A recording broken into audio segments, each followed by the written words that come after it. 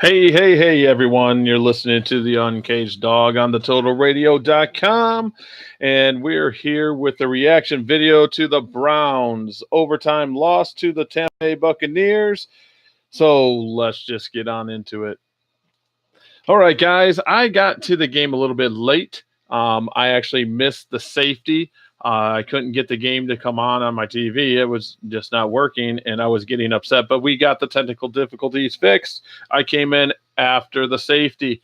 And of course, if you were watching the game, you knew it kind of went downhill from there until the second half. This game did not go as I expected, but then some parts did. I knew that we were going to face, a situation of having difficulties moving the ball in the air, and I thought we were going to lean more on Chubb and Johnson, which we did in times, but we didn't do it totally because we fell back 14 points. The first thing that I seen in the first quarter was the replays on the coverage on that punt that put the Tampa Bay Buccaneers on the one. We got the safety. That was an amazing play. The defense was on fire at the time, but then we seen Winston and company take advantage of our weaker linebackers and weaker secondary, and they were passing all over us, and they actually started running the ball pretty well also. So you've seen that we have a weak spot in its depth. We can't afford injury at any of the positions because we struggle. We moved Randall over to cornerback, which it sort of worked, but I still think we might have done better if he was at safety and helped coverage. But I'm not, like I said, I'm not a coach. So it did work out today. Jackson wasn't a thing today. Evans did get his 100 yards and 6 catches. But overall, I think Randall did cover him pretty well at the end of the game. I think that he did pretty decent. In the second quarter, there was some things that I seen that I want to talk about. I was talking on Twitter today about the second quarter at the halftime, and it was vanilla. We weren't doing anything. Baker Mayfield and company were going on the field. It was 3 and out or 6 and out or whatever. But I was calling the play. I knew what they were going to do before the ball was snapped. And if I'm a fan looking at that offense and I know he's going to hand off, he's going to run to the left, up, he's going to try to throw, and it's going to be over the middle to the right. I knew that was his first read. If I can see it, it's pretty dangerous because the other team's going to see that. And if you guys are watching on YouTube, I am not on the YouTube station. I'm on my switchboard, so I can't see any chats. But you guys can chat among yourself if there's more than one person in that live feed.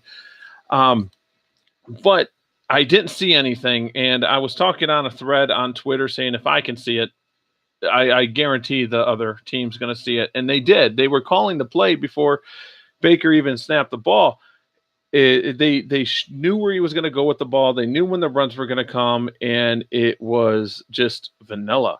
The defense also wasn't disguising things. They weren't playing physical in that first half. They just were like they were out of it. And I was like, oh, great, here we go. Can this coaching staff bring this team back? And they did. I know some people might not like hearing this, but the coaching staff brought this team back, and they came out with a different attitude in that second half. We started moving the ball. The defensive line started being very physical, and we've seen that in overtime and in the fourth quarter. But that putting everything on Baker's shoulders, like when it was third down and he fumbled it out of bounds, it sucked. I got upset at the same time, but at the same time, it was like everything was on Baker at that moment. And there's about 7 to 10 key plays that the Browns would have won this game. It would never win in overtime. The Browns beat themselves today. And we say that over and over, but they did. The Browns beat themselves today. And why I'm going to say that is when your defense gives you 4 turnovers in the field position of them turnovers, you score points. It doesn't matter if it's a field goal. It doesn't matter if it's touchdown. You need to score points. At one time, we were winning the turnovers 4-0 until Peppers fumbled that punt return in overtime, which did, that was the killer. But we were winning that defense, Peppers included, gave us 4 turnovers and gave us 4 more opportunities to score, and we didn't. So I put it on the offense. I think this offense needs to have a little bit more depth. They need to look at that wide receiver position and get help there. Um, Garrett all game. If you guys weren't watching Garrett, he was a force. He was unblockable. He was doing exactly what I said in the pregame show. He was making disruption without just getting sacks. He caused that fumble that was huge. He was pushing the offensive lineman into Winston over and over and over. And I think that started getting to him by the end of the game. And as you've seen, he disrupted even though he wasn't getting the sacks. Njoku, I have no clue why we aren't calling more plays for him to be open. If you guys watch this game again, watch him in the fourth quarter when he was in there. In the beginning, let's say late third quarter, he was open. He was open a lot. And Baker was either not seeing him or they were trying to force it to Landry. And I seen this. I think it was a day that they were like, we're going to get Landry involved. We're going to force feed Landry, and Baker and Landry's going to make this relationship work. And I think today was that game. I mean, they just kept going to Landry, even if it was a 5-yard dunk. But Landry did step up big on that one play, and he is a superstar, but Njoku was open, and he was open a lot. I'm hoping that when the coaching staff goes back and looks at these tapes, I was just watching it live on TV, and I'm like, look at Njoku. He's open, or he has a linebacker on him. He has 2 steps. I don't know why Baker wasn't seeing that. I'm not sure if he was part of the read. I don't know. In the third quarter, though, Njoku came up big on that TD. That's the perfect play when you have a physical tight end like that. That's what we need to see more. Agba, he was the defensive player of the game, in my opinion. He came up big. He did have a couple big penalties, which we'll talk about a little bit. The wide receivers in the third quarter, you've seen that they started playing. They didn't have the drops. They weren't getting open. I say that every one of the sacks against Baker Mayfield was coverage sacks. The only place I see that we're hurting in is coverage in the secondary. Other than that, this defense is doing pretty decent. They're causing turnovers. Yes, they're giving up yards, but they're causing turnovers and giving us opportunity. We need to take that opportunity and turn it into points, even if it's 3 points. We cannot go 3 and out, 4 and out, 5 and out, whatever it is, and not get points when the defense is handing us the ball. We can't do that. Let's see. We have to talk about there's a situation I want to talk about, and it's Myles Garrett brought it up, and he said he didn't care if he got fined today, and he was saying that calls didn't go their way, and he was tired of it. He says it was bull. There was a time that the touchdown throw in that the ref said when it was dropped, I forget who it was now, but it was plain pass interference. And when I think it was Callaway turned around and looked at the ref and says, hey, it was pass interference. And he kept shaking his head no and says incomplete pass. But the flag came from the other side and says, yes, it was pass interference, and it held. We got the ball at the 1. It was just a look on the ref's face. I might be looking a little deep into this, but the ref was like, you're nuts. We're not going to call it pass interference. You're done. Don't worry about it. Keep walking. But it was a pass interference. It was clear as day. It was a pass interference. I mean, he should have seen it. He was within, 5 yards? And he kept shaking his head no, but we got the flag anyway by another referee that was, 25 yards away, 20 yards away. So it did work out our way, but that kind of goes in what Garrett was saying. It's like the calls aren't going our way. And that ref was sitting right there. So I want to talk about that a little bit. It's just the refs need to start calling the game down the line. It can't be a foul one time and not the next. It can't be to tell you the truth, we got lucky with the Garrett sack in overtime. That right tackle, that was a false start by a good half second. No flag. We got the sack. It worked out for us that time. So that works.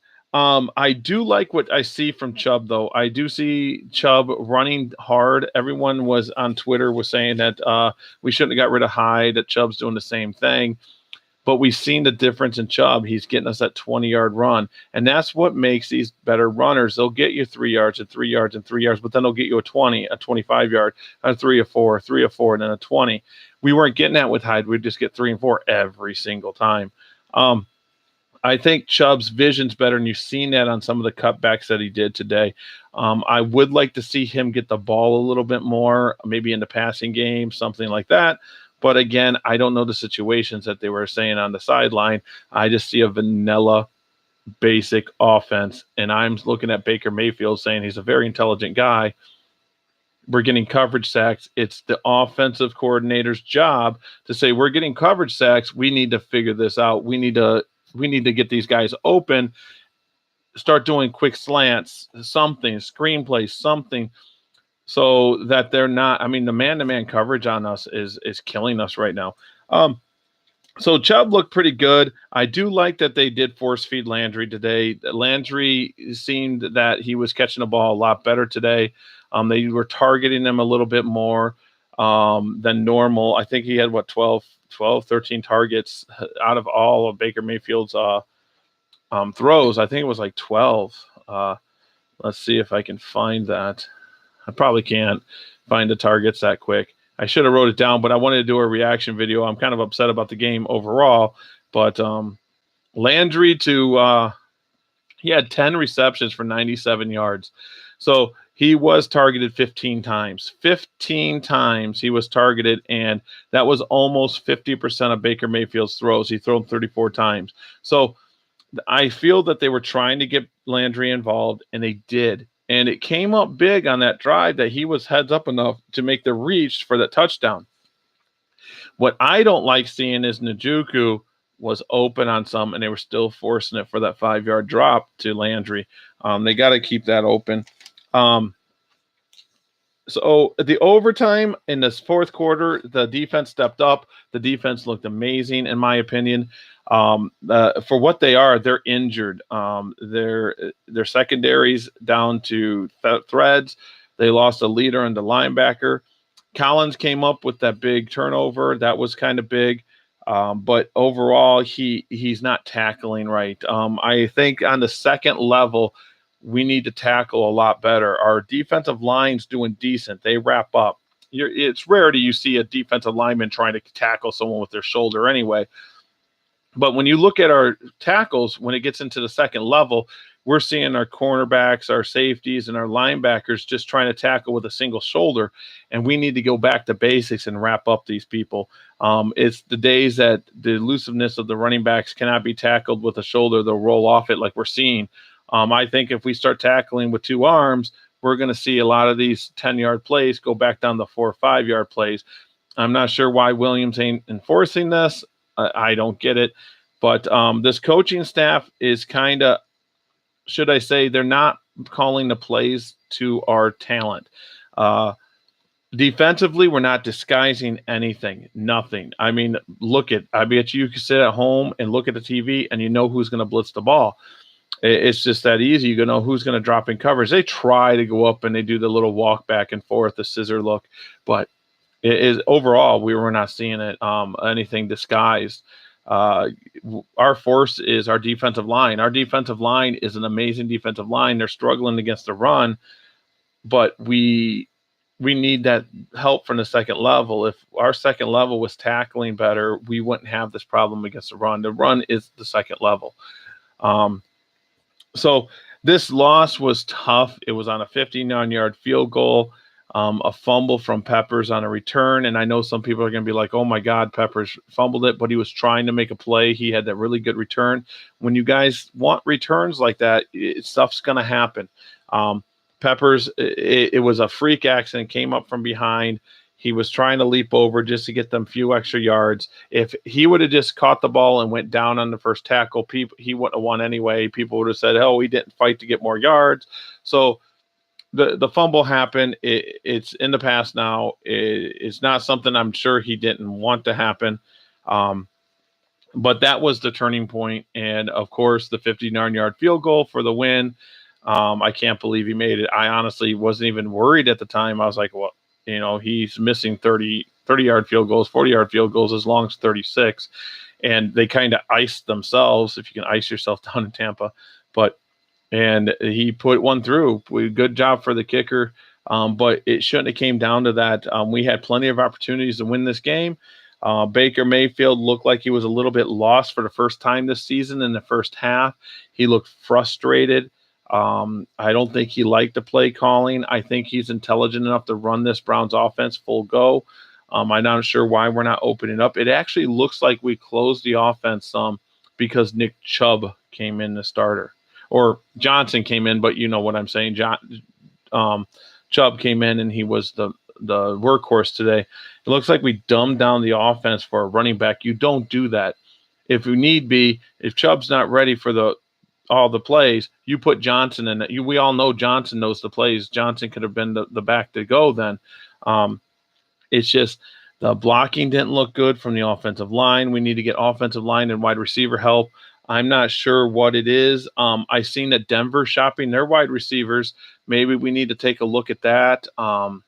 I'm not totally sure what to do with the wide receiver position.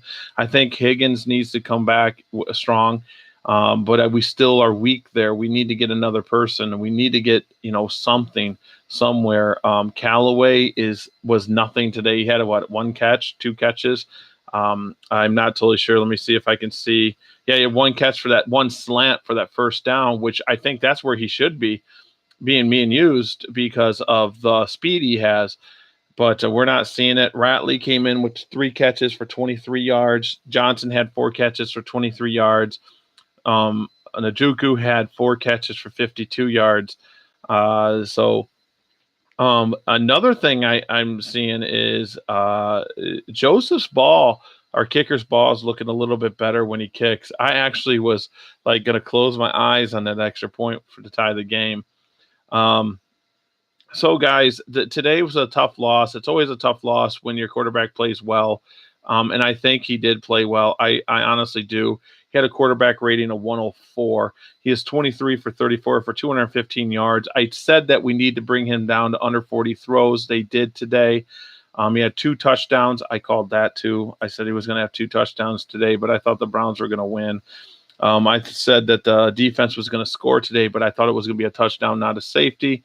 I honestly thought we were going to, get an INT or a fumble and return it. This defense is just hungry for the ball.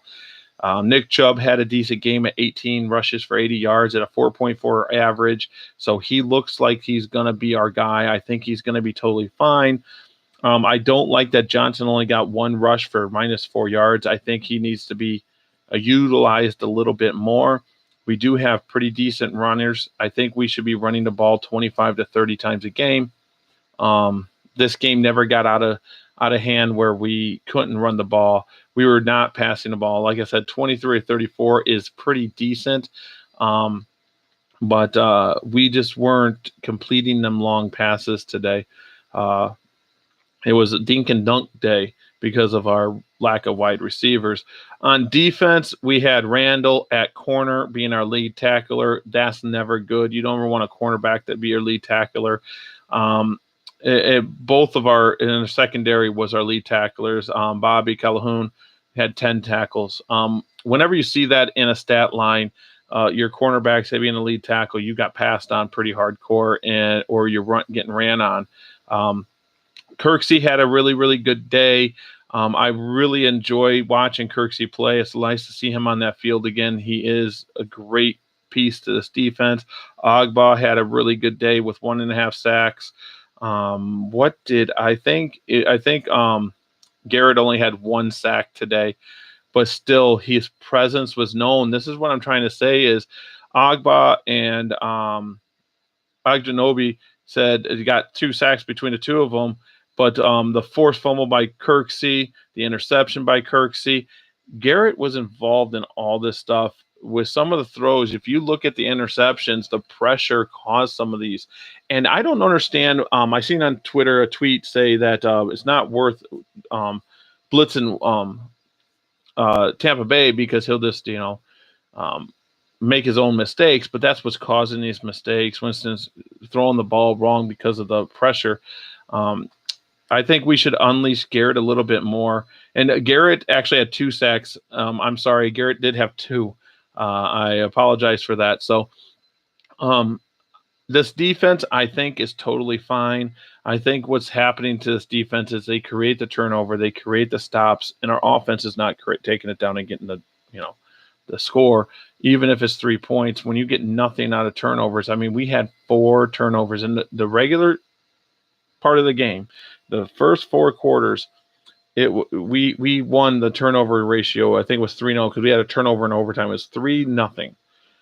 There's no way we should have been losing this game. The offense has to step up, and I think it starts in the wide receiver room, and I think it also starts in the O-line. The O-line's blocking is not good. I don't care what anyone says. I don't care what any grade says. The blocking is not good, and it's coming from that left side. He's holding. It's just that left side. They need to get back to basics, teach him some footwork. And the wide receivers need to get open. They're going to have to run some better routes. Route running is going to do it. So I think we need to be running more slants. But like I said, I'm not the coach. Who knows if it's going to happen? Some people are calling for Hugh Jackson's head right now. Some people are calling for Haley's head right now. We got half the fans saying Haley shouldn't be calling the plays, but then it goes back to Jackson, and people say Jackson shouldn't be calling the plays. So who calls the plays? Should we just say it's up in the air and give it to Baker Mayfield and let him call the plays? I don't know. That's not going to happen. That's stupid. What I think we're doing is we're making our offense too vanilla because of the rookie quarterback. And I think this time we can open the playbook to our rookie quarterback. I think he's smart enough. I think he looks at the defense and sees things. You're seeing him check down and tell receivers what to do and where to go. It's our receivers are not good enough. Our receivers aren't good enough to beat the number 1-2 guy. They played man coverage on us all day. With the speed we have, guys, with the speed we have at wide receiver, man coverage shouldn't even touch us. It shouldn't even be an issue, but it is. It's a huge. Callaway should be eating up man coverage. Callaway should be going into a game saying, man to man, I'm going to beat you every time. You have to play zone on me. You have to, because I'm going to outrun you every single time. But he's having struggles with that. So the ball comes out of his hands when he hits him in the hands. So, guys, this was a disappointing day. It's another Browns loss. It's their second in a row. Let's go. I mean, I want to talk about a little bit just before we go. I want to talk about the standings. It's not as bad as you guys think, or some people think. We're still having a home stand. We're 2-1-1 at home, so we got a winning record at home, and we're undefeated in the division. We're struggling on the road. We're 0-3 on the road. And, guys, this is our first time we've lost 2 in a row this year. So we're 2-4-1, and this is our first back-to-back losses. This is a win for this team, guys. I know that this record looks bad, 2-4-1. We expected more than this, but let's be honest, before the season started, this is where we expected this team to be, is winning games but not being challenging to the playoffs. I think the Baker Mayfield mania came out, and we said we're going to win some games and blah, blah, blah.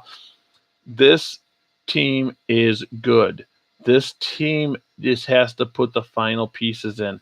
I mean, being 2-1-1 at home and undefeated in the division right now, and we played Baltimore, is huge. Now, when we play Cincinnati and Pittsburgh coming up, if we win those games, we have a shot again. But in my opinion, I don't think this is a playoff team. I think this is a team that's building. I think we need one more year for this team. And if we do what a lot of people are thinking, and even myself, I'm not a real big Hugh Jackson fan. It's another rebuild, guys. We bring in a coach. What happens? It just is what it is. So I don't know what to do on that point. I mean, do I like what Hugh Jackson does? Not really. But today, you guys got to admit that when he came in the second half, this team, whatever them coaches said or someone said in that halftime locker room, they came out and they were a different team than they were in the first half. Baker Mayfield is our quarterback. It's showing 110%. He is built for the AFC North. I was worried about his size, but the guy is elusive. He can't get tackled. So I'm going to be doing a show again probably Tuesday night, probably late or Wednesday for the preview for next week, guys. We're going to be going over my picks for the week also. I have won some games and lost some games. whatever. I thought that Chicago was going to beat New England. I called that yesterday, and they came close. What was it, a yard from tying it up? That was a beautiful play. If you haven't watched that, go watch the highlights of the Chicago game, because New England Chicago was a very good game too. I might even watch that on replay. I'm really excited about that one. Make sure you guys tune into the Cincinnati KC game. Root for Kansas City to beat the Cincinnati Bengals. And Baltimore right now is beating the New Orleans Saints 3-0. I said I picked Baltimore to win, but I'm hoping that they lose. Right now, there's 2 minutes left in the second quarter, and the New Orleans Saints are in the red zone, and they're down 3-0. So they're looking to score right now. Then we got the Pittsburgh game. No, wait a second. I'm sorry. The Pittsburgh game they're on bye. Wow, shows how much I looked at the schedule, even though I did make the picks. But the other big ones today was Indianapolis had their come out game against the Buffalo Bills, 37-5.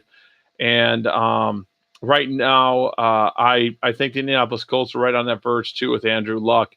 We can go over a few scores real quick. The Chargers did beat the Tennessee Titans 20-19. We did see, of course, the Tampa Bay Buccaneers beat the Cleveland Browns 26-23. Philadelphia came up short. Oh man, that game, they were up 17-0 in the fourth quarter. Carolina came back to beat them 21-17.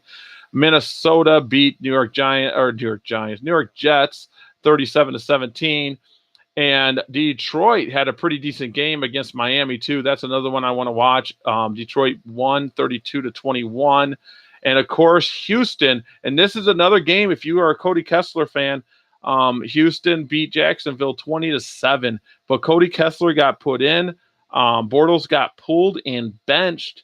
And Cody Kessler went in through a touchdown pass. But that was the only score Jacksonville had.